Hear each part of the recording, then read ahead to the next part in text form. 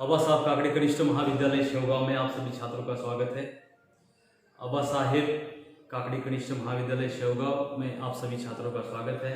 दोस्तों, आप लोगों ने जो है पिछले लेक्चर में देखा कि किस प्रकार यानी यह कवि का परिचय देखा, उसके बाद कवि की प्रमुख कृतियां देखी, उसके बाद विधा की जानकारी देखी और उसके बाद पाठ परिचय देखा। यानी इस काव्य पाठ के माध्यम से जो है कैलाश सेंगर जी क्या बताना चाहते देखा। दोस्तों, वैसे देखा जाए तो आज के जीवन में मेरे ख्याल से कैलाश सेंगर जी ये बताना चाहते हैं कि दोस्तों, हाशिए पर खड़ा हुआ जो इंसान यानी जो इंसान आम इंसान है, रोजमर्रा की जिंदगी जी रहा है, लेकिन वो अपनी जरूरतें पूरी नहीं कर रहा, पूरी नहीं कर पा रहा है, उसको मद्देनजर रखते हुए वह इन गजलों के माध्यम से, शेरों के माध्यम से जो है कैलाश सेंगर जी बताना चाहते हैं कि सर्वहारा वर्ग जो है आम इंसान है, जो दो जग की रोटी भी नहीं कमा सकता, उस इंसान की जिंदगी में कितनी मुसीबत है, लेकिन उस मुसीबतों को झेलते हुए भी यहाँ पर जो है कैलाश सेंगर जी लड़ने के लिए कह रहे हैं, आगे बढ़ने के लिए कह रहे हैं, ना कि जिंदगी में डरने के लिए। अगर डर जाओगे आप, जिंदगी में ठहर जाओगे तो वही तो बैठ जाओगे, आगे नहीं बढ़ पाओगे। इसलिए यहाँ पर कैलाश सेंगर जी बताना चाहते हैं इस काव्य पाठ के माध्यम से कि दोस्तों, जिंदगी में आगे बढ़ते रहना जिंदगी का मकसद है। यानी रोज जो गजलें लिखता, शेर लिखता रोज कवि, तो उसे लगता है कि उसे नहीं पता था कि जिंदगी में उसे इतने क्रांति आ जाएगी, बदलाव आ जाएगा, परिवर्तन हो जाएगा। इस काव्य पाठ के माध्यम से बस वही समझाना चाहते हैं कैलाश सेंगर जी कि जिंदगी में जो है आम इंसान जो है, यानी सामान्य इंसान जो है, मध्यम वर्गीय इंसान या मजदूर है, जो मजदूर है, उसके हालात को व्यक्त करने की कोशिश वहाँ पर उन्होंने की है और बताने की कोशिश की है कि सामाजिक अव्यवस्था जो, सामाजिक अव्यवस्था आप जानते हैं कि बड़े छोटे, अमीर गरीब का जो फर्क है, बड़े छोटे अमीर और गरीब का जो फर्क है, उसे दिखाने की कोशिश इस पाठ के माध्यम से कैलाश सेंगर जी करते हैं। और उन्होंने बताने की कोशिश भी की है कि किस प्रकार इंसान, जब आप जानते हैं कि पुराने ज़माने में क्रांति लाने के लिए कोई ना कोई उसे कारण रहा है, क्योंकि इंसान कब तक सह सकता है। अगर कोई व्यक्ति किसी के ऊपर कोई जुल्म करे, अत्याचार करे, उसे त्रस्त करने की कोशिश करे, तो वह कब तक कर सकता है, जब तक उसके सिर के ऊपर से पानी ना चला जाए। अगर उसे लग जाए कि अब लड़ना ज़रूरी है, तो वह विद्रोह करने के लिए खड़ा हो जाता है और तब क्रांति होती है। यानी इस काव्य पाठ के माध्यम से बस कैलाश सेंगर जी ये बताना चाहते हैं कि इंसान की जो पीड़ा है, वो पीड़ा व्यक्त करने के लिए जो कभी कभी आज इतना खुदगर्ज बन चुका है इंसान की, उसकी ज़िंदगी की रोज़मर्रा की ज़िंदगी की आपाधापी में वो इतना त्रस्त है कि वो इंसान नहीं चाहता कि उसके कंधे पर सर रखकर कोई रोए या आंसू बहाए। यानी आज इंसान मतलबी हो चुका है, इसीलिए कहा जाता है कि मतलबी है लोग यहाँ पर, मतलबी ज़माना, सोचा साया साथ देगा और निकला हो बेगाना। यानी ज़िंदगी में आपको रहते वक्त, आगे चलते वक्त अकेले रहना ज़रूरी है और संघर्षरत रहना ज़रूरी है। इस काव्य पाठ के माध्यम से कैलाश सेंगर जी बस आप लोगों को यही बताना चाहते हैं। तो दोस्तों, आप लोग किताब में ध्यान दो और सीधा शेर की तरफ रुख करते हैं। पहला शेर है, गजलों से खुशबू बिखराना हमको आता है, चट्टानों पर फूल खिलाना हमको आता है। यानी दोस्तों, इस काव्य पाठ के इस पद के माध्यम से जो है कैलाश सेंगर जी बताते हैं, कैलाश जी का यह मानना है कि कवि अपनी गजलों से वह कहते हैं खुशबू बिखराना। खुशबू, सुगंध, खुशबू का मतलब क्या होता है? सुगंध। अपनी गजलों से जो वह शेर लिखते हैं, उन शेरों से उनको खुशबू बिखराना होता है, यानी चारों तरफ खुशियाँ लाना उनको आता है। वह करने की कोशिश कर रहे हैं और वो बाद में कहते हैं, और कविताओं से खुशबू फैलाने में वह सक्षम है। उनके जो शेर है, उन शेरों से वह दुनिया में उजाला लाने के लिए, खुशबू फैलाने के लिए वह सक्षम है, पर्याप्त है। वो कह रहे हैं पर्याप्त, सक्षम कहा जाता है जैसे वह है। और बाद में कहते हैं चट्टानों पर, इन पहाड़ों पर भी फूल खिलाना हमको आता है। जमीन पर, जो जमीन है, जो मिट्टी है, उस मिट्टी में तो कोई भी फूल उगा सकता है या फसल ला सकता है, लेकिन ये कहते हैं चट्टानों पर, यानी पर्वतों पर जो है, वहाँ पर जाकर, शिखरों पर जाकर वह फसल उगाएंगे, फूल लाएंगे। यानी कड़ी मेहनत करेंगे, मेहनत मशक्कत करेंगे। तो उन्होंने कहा असंभव कार्य को भी संभव कर दिया। चट्टानों पर फूल खिलाना यानी असंभव कार्य को भी संभव कर दिखाना। यहाँ पर मुहावरा है दोस्तों, चट्टानों पर फूल खिलाना, चट्टानों पर फूल खिलाना का मतलब क्या होता है? कड़ी मेहनत से खुशहाली पाना। चट्टानों पर फूल खिलाना है कड़ी मेहनत से खुशहाली पाना। यानी जानते यकीनन जिंदगी में अगर कुछ करना है तो आप लोगों को मेहनत, कष्ट और समस्याएं इसको झेलना पड़ेगा, तभी आप जाके जिंदगी में कभी सफल हो सकते हैं। इस सफलता के पीछे आप जानते हैं बड़े बड़े लोग हैं, इन बड़े बड़े लोगों को सफल होने के पीछे उनका अविरत जो उनके प्रयास है, उन प्रयासों के परिणाम है कि वह आज उस मुकाम पर है जहाँ पे सफल है, एक सफल मुकाम पर पहुंच चुके हैं। इसलिए वो कहते हैं कि उन्होंने कहा गजलों से खुशबू बिखराना जो है हमको आता है। गजलों से जो खुशबू है यानी उनकी कविताओं के माध्यम से वो लोगों में सुगंध फैलाने का आता है। कौन कह रहा है? कभी कैलाश खेर जी कह रहे हैं कि गजलों से खुशबू बिखराना हमको आता है, और बाद में कहते हैं चट्टानों पर फूल खिलाना हमको आता है। चट्टान भी हो उस पर भी, यानी आप लोगों से कहना है कैलाश खेर जी का कि चट्टानों पर भी फूल उगाने की ताकत जो है कवि के जो शेरों में, कवि के शेरों में वो ताकत है, वो सामर्थ्य है, वह क्षमता है, वो बताने की कोशिश कर रहे हैं दोस्तों। दूसरा बताते हैं शेर, परिंदों को शिकायत है कभी तो सुन मेरे मालिक, तेरे दानों में भी शायद लगा है घुन मेरे मालिक। यानी परिंदा यानी पंछी, पक्षी, परिंदे पक्षी, पंछी जिसे कहा जाता है उसे शिकायत है। शिकायत यानी उससे कुछ कहना, उसके कुछ सवाल, वो सवाल पूछता है, उसे शिकायत, तकलीफ। वो कहता है कभी तो सुन मेरे मालिक, यानी भगवान से, ईश्वर से, वाहिगुरु, गॉड, अल्लाह ताला, जीसस जो कुछ है उस भगवान से वह पंछी कहता है कि कभी तो सुन मेरे मालिक, हे मेरे मालिक। मालिक यानी स्वामी, मालिक का मतलब स्वामी है। वो कहता है कि हे मेरे मालिक ईश्वर, अल्लाह ताला, गॉड, जीसस, तू सुन ले कि तेरे दानों में भी शायद, यानी तूने जो अनाज आज तक तू अनाज देता, यानी सबका भरण पोषण तू करता, सबको खिलाता पिलाता तू है, लेकिन तेरे दानों में शायद, तेरे दानों में, कवि कहता है यहाँ पे कि हे मालिक तेरे दानों में शायद लगा है घुन मेरे मालिक, तेरे दानों में भी अब कई घुन लगा है। घुन यानी एक प्रकार का कीड़ा होता है दोस्तों, वो घुन जो है, वो कीड़ा जो होता है वो अनाज को खोखला बनाता है, खाकर उसे घुन कहा जाता है। यानी आज हे मालिक तेरे दानों में भी घुन लगा हुआ, वो खोखला बन चुका। यानी आज भी देखा जाए कि गरीबों तक, आप जानते हैं कि सरकार अभी बरसात के दिन, यानी अभी ठंड के दिन है, लेकिन फिर भी बरसात के दिन असमय बरसात हो जाती है और फसलों का नुकसान हो जाता है, बर्बादी हो जाती है, तो उस समय किसान की सहायता के लिए सरकार की तरफ से जो है वह कुछ देखा जाए तो वह उसे निधि आ जाता है या उसे कुछ रकम दी जाती है ताकि वह सरकार के यानी किसान के काम आ जाए। यानी उसे जो उसका घाटा हुआ है उसका घाटा का भरने के लिए वह रकम दी जाती है। क्या बीमा योजना, आप जानते हैं सुरक्षा बीमा योजना हो, फसल बीमा योजना हो, वो आती है, लेकिन वह जो बीमा योजना देखा जाए दोस्तों किसान तक आते आते यानी कुछ भ्रष्ट अधिकारी खा लेते या नेतागण खा लेते, यानी वहां तक किसानों तक नहीं पहुंचता। इसीलिए यहाँ पर परिंदों के माध्यम से कवि कहना चाहता है कि है परिंदे कहते हैं, पंछी कहते हैं, पक्षी कहते हैं, पक्षी मालिक से कहते हैं, मालिक भगवान ईश्वर भगवान से कहते हैं कि परिंदों को शिकायत, उनको कुछ बोलना है, आपसे तकलीफ है कि कभी तो सुन मेरे मालिक, कभी तो सुन लिया कर मेरे मालिक। वो कहते हैं तेरे दानों में भी शायद लगा है घुन मेरे मालिक, तेरे दानों में भी अब घुन लगा हुआ है। घुन यानी कीड़ा, जो कीड़ा अनाज को खाकर खोखला बना देता है, इसे घुन कहा जाता है। यानी तेरी कृपा भी अब कम हो चुकी है, तेरी कृपा भी अब कम हो चुकी है। यह सामान्य जीवन जीने वाला इंसान जो है वह इंसान जो है भगवान से कहने की कोशिश, सामान्य जीवन जीने वाला इंसान भगवान से कहने की कोशिश कर रहा है दोस्तों। भगवान से क्यों कर रहा है? भगवान ही उसकी मन्नती पूरी कर सकता है, इसलिए पंछी यहाँ पर कहता है, पंछी। दोस्तों अगला शेर है, उसकी तरफ रुख करते हैं। आप ध्यान दो किताबों में, हम जिंदगी के चंद सवालों में खो गए, सारे जवाब उनके उजालों में खो गए।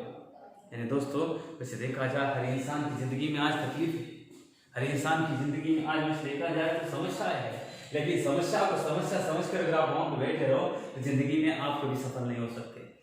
आप अपने उलझनों से दूर जा ही नहीं सकते, उलझनों से बाहर निकल ही नहीं सकते। अगर आप नरक से भी जा रहे हैं दोस्तों, किसी महान संत ने कहा है, नरक से भी जा रहे हैं, संत ने कहा है कि बस चलते रहो, चलते रहना जिंदगी का मकसद है, एक एक कदम आगे बढ़ाना इंसान की जिंदगी का मकसद है। आपको आगे आगे बढ़ना है, आप रुक गए वहां पे, ठहर गए, इसलिए आप जिंदगी में आगे बढ़ो। इसलिए वो कहते हैं हम जिंदगी के चंद सवालों में खो गए, जिंदगी में चंद सवाल है, चंद गिने चुने, उसे क्या कहा जाता है, जिंदगी में चंद सवाल है, कुछ गिने चुने जो सवाल है वो सवालों में खो गए। सवाल प्रश्न, सवाल नहीं प्रश्न, जिंदगी कुछ प्रश्न है, उन प्रश्नों में खो गए, सवालों में खो गए, वहां पे गुम हो गए और खो गए। वो कहते हैं और सारे जवाब उनके उजाले में खो गए, सारे जो जवाब, जो उत्तर है, उनके आंसर है वहां पे मिले, और किसके, वो कहते हैं कि उनके उजालों में खो गए। सवालों के जवाब वहां पे थे, लेकिन लेखक के जो सवाल थे वो जिंदगी में खो गए, और वहां पे सवालों के जवाब उजाले में खो गए।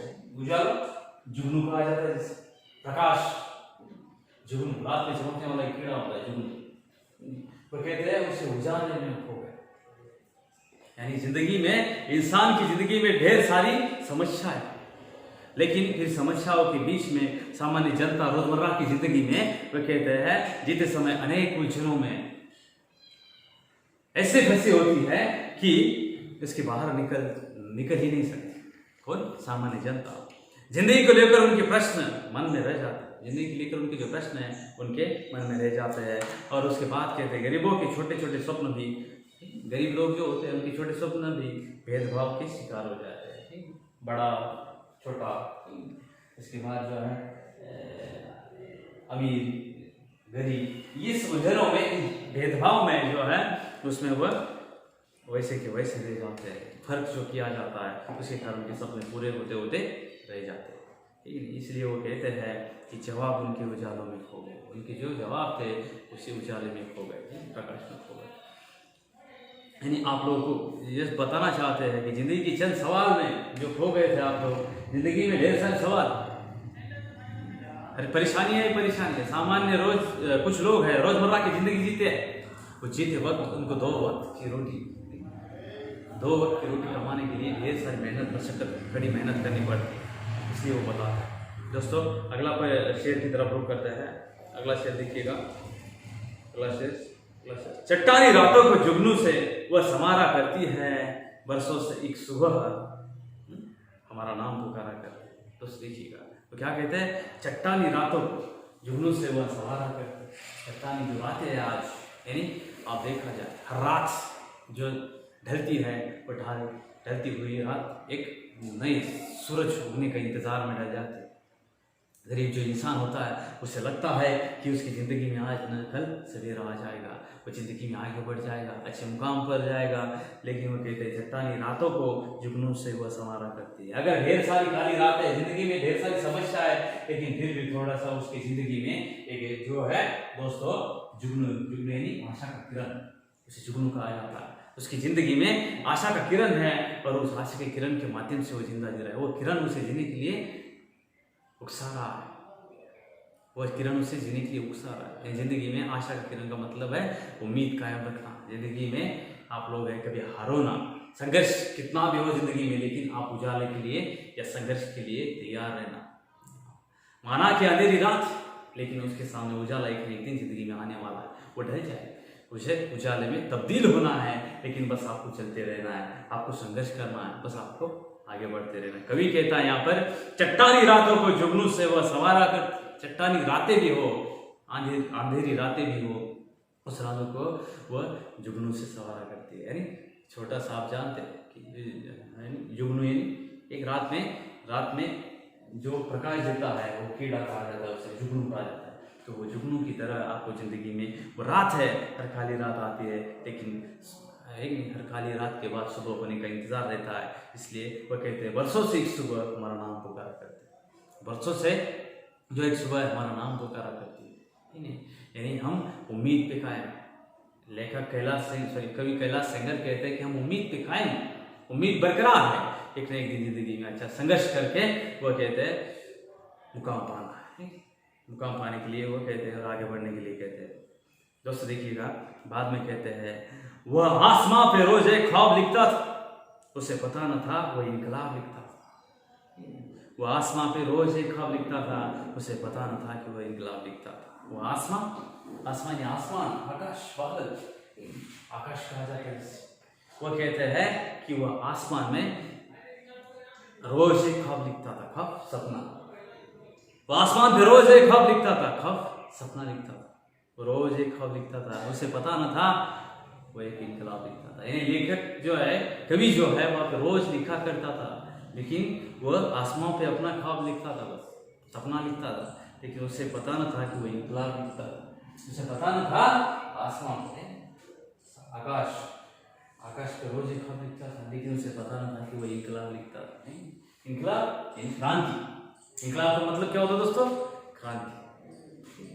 सामान्य इंसान जब जो होता है दोस्तों जिंदगी में, जब तक इंसान सह सके उतना ही वह दुख सह सकता है। जब पानी सिर के ऊपर से चला जाएगा तब वह किसी न किसी क्रांति या बदलाव का, परिवर्तन का हिस्सा बन जाएगा।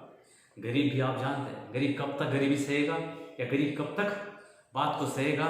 जब तक वह सह सकता है। अगर वह सहन शक्ति उसकी खत्म हो जाए, सहने की ताकत उसकी खत्म हो जाए, तो विद्रोह कर बैठता है। और विद्रोह यानी वो गदर कर बैठता है। विद्रोह यानी वह गदर कर बैठता है।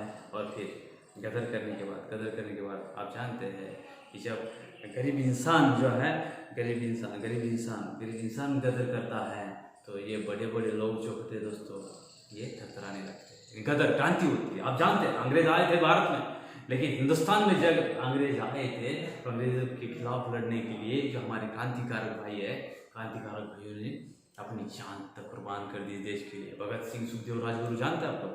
लेकिन इस क्रांति का अहम मकसद था कि ये अंग्रेजों का विरोध। अंग्रेजों ने जो जुल्म ढाया, वह जुल्म हिंदुस्तानियों ने कब तक सहा?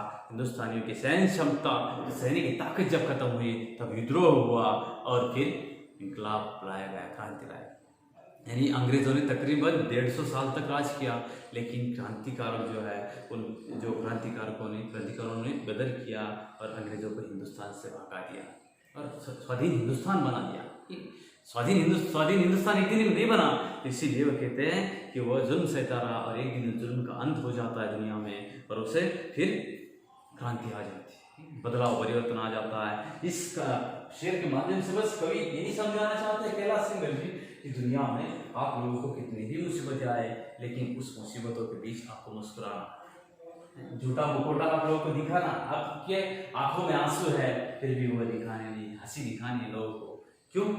ताकि आप जानते हैं कि अगर कोई टूटा हुआ मकान है तो उस मकान की ईंटें तक लोग नहीं छोड़ते, लेके जाते हैं। आप खुद को टूटा हुआ महसूस करोगे, खुद को टूटा हुआ दुनिया को दिखाओगे, तो वो दुनिया आपको झकझोर कर देगी।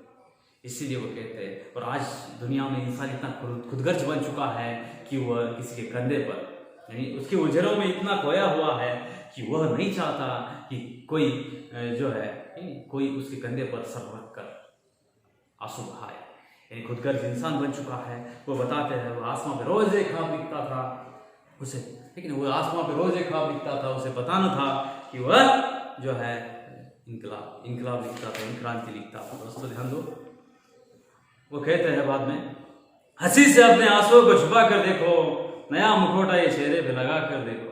यानी अगले शेर में जो है दोस्तों, कैलाश सिंह जी कहते हैं, हंसी से अपने जो है आंसुओं को छुपा कर तो देखो।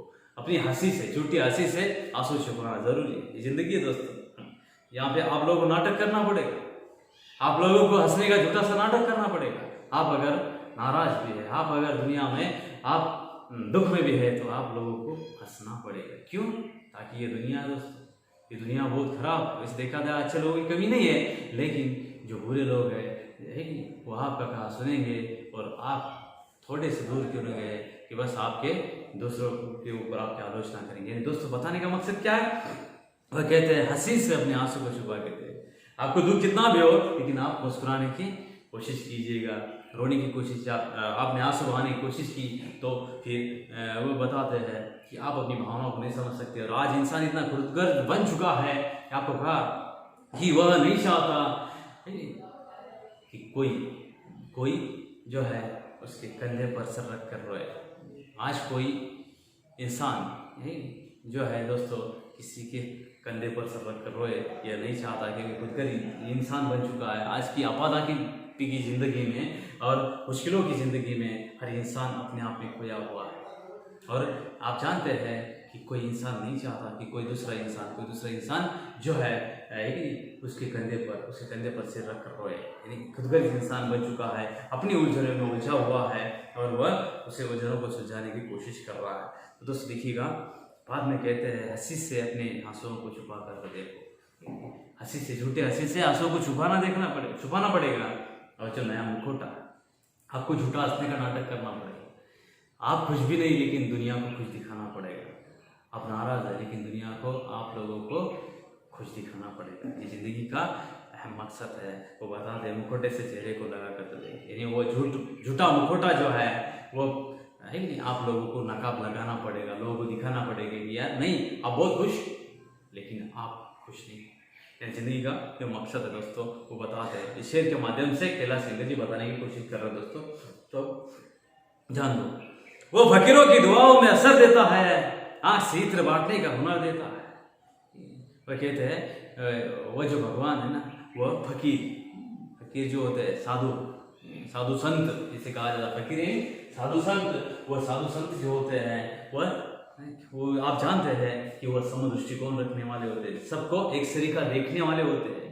कोई पापी हो या कोई अच्छा हो, अच्छे को और पापी को वो सही नजर से देखता है। तो कहता है वो फकीरों की दुआओं में असर देता।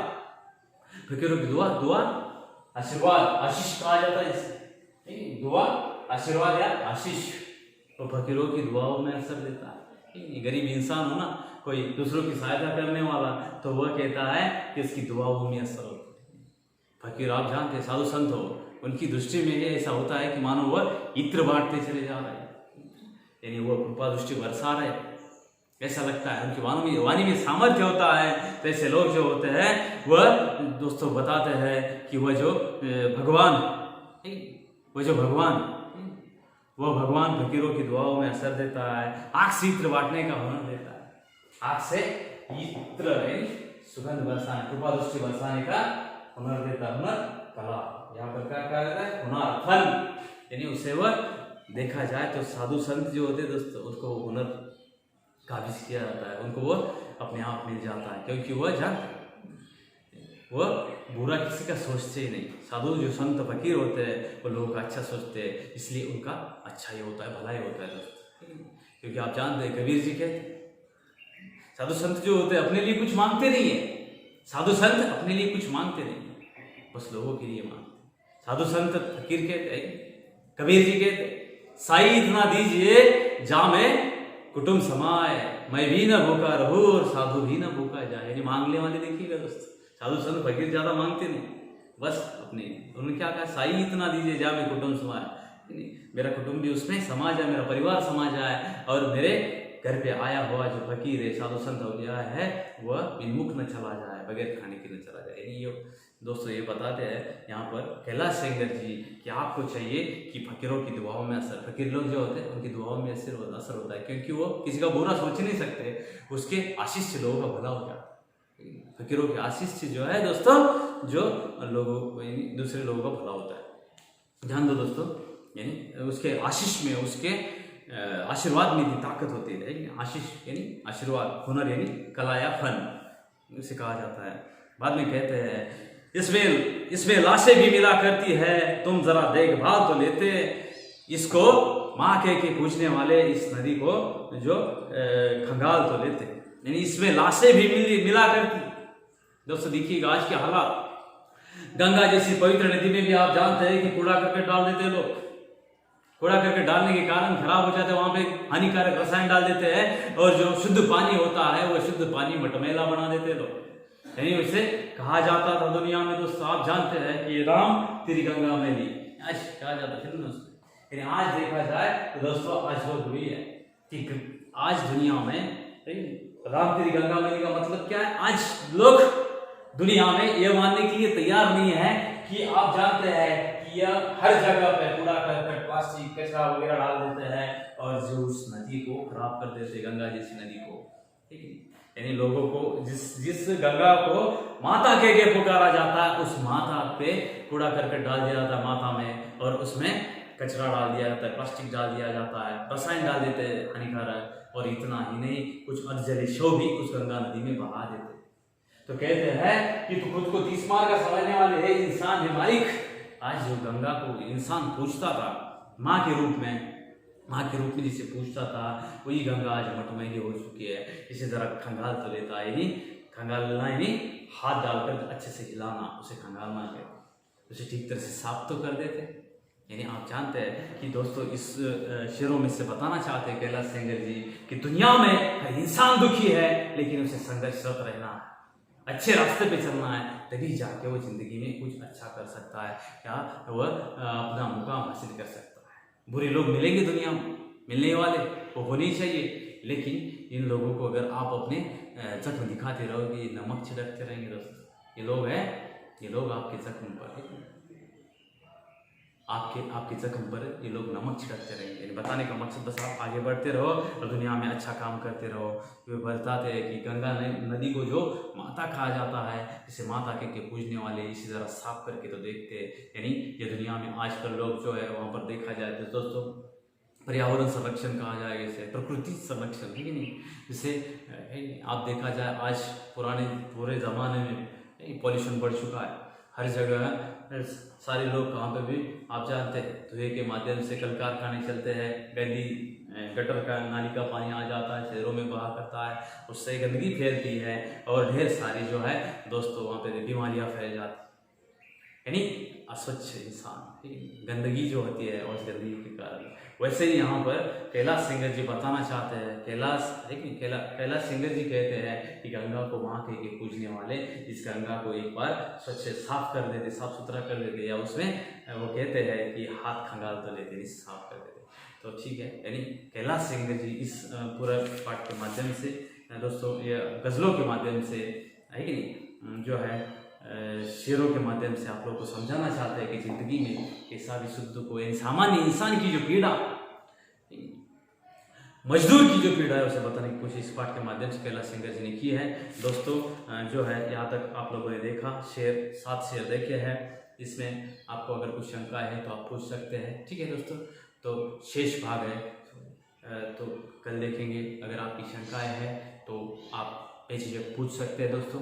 तो यहाँ पर इस जो ये शेरों का अच्छी तरह से अध्ययन कीजिएगा। अगर आपकी शंकाएं हैं मुझसे पूछिएगा, और आप लोग अपने घरों में रहिएगा, सुरक्षित रहिएगा और अपना ख्याल रखिएगा, ठीक है। और आप लोग सभी स्वाध्याय लिखिएगा। आप लोगों को अगर कुछ शंकाएं है तो आप लोग बिना सोचे या बिना यानी मन में कुछ त्रस्त हुए आप लोग शंकाएं, आपकी समस्याएं पूछ सकते हैं, और आपकी समस्या का जो है मुझसे समाधान पा सकते हैं, ठीक है दोस्तों। तो अपना ख्याल रखिएगा, स्वाध्याय लिखिएगा और आपकी शंकाओं को भेजते रहिएगा। आप लोग पढ़ते रहिएगा, लिखते रहिएगा, और जो है दोस्तों आप लोग अभियुक्त होते रहिएगा। और कुछ शंकाएं हैं तो आप निसंकोच जो है मुझसे आप शंका का निरसन पा सकते हैं, ठीक है दोस्तों। तो अभी के लिए इतना। शेष जो है कल के लेक्चर में देखा जाए, कल के लेक्चर में शेष भाग देखा जाएगा। तो मुझे आप लोग अगर कुछ आपकी शंका है तो पूछ सकते हैं, ठीक है दोस्तों। तो आप लोगों को ये बताना ज़रूरी है कि आप लोग घर पर बैठकर अध्ययन कर रहे हैं, लेकिन अध्ययन भी करिएगा दोस्तों। और आप लोग जो है ज़्यादा से ज़्यादा स्वाध्याय लिखिएगा, और स्वाध्याय लिखने के बाद वह स्वाध्याय मुझे जो है जांचने के लिए भेज दो, ताकि आपका मूल्यांकन हो। यहाँ पर आपका मूल्यांकन किया जाता है, ठीक है दोस्तों। अपना ख्याल रखिएगा और पढ़ते रहिएगा, पढ़ते रहो, लिखते रहो और अभिव्यक्त होते रहो, ठीक है। और मुझे आपकी कुछ शंका है तो आप पूछ सकते हैं, ठीक है दोस्तों। ठीक है, अपना ख्याल रखना और अध्ययन ज़्यादा से ज़्यादा करते रहना। आप लोगों की शंकाओं को पूछते रहना और ज़्यादा से ज़्यादा अध्ययन करते रहना, ठीक है। यहाँ पर आप लोगों को बताना यह ज़रूरी था कि यहाँ पर जो है कैलाश सेंगर जी जो है दोस्तों, यह जो कैलाश सेंगर जी आप लोगों को ये बताना चाहते हैं कि ज़िंदगी में आप ये हताश निराश मत हो जाओ, अच्छे रास्ते पे चलो। अच्छे रास्ते पे चलने वाले इंसान को रुकावटें मुश्किलें आ जाती है ज़िंदगी में, लेकिन आप जानते हैं कि बिना थके अगर इंसान ज़िंदगी में आगे बढ़े तो वह मुकाम तक पहुँच सकता है। यानी कवि ने इस काव्य पाठ के माध्यम से आप लोगों को समझाने की कोशिश की है कि निराश हताश नहीं होना है, ज़िंदगी में आगे बढ़ना है, ठीक है दोस्तों।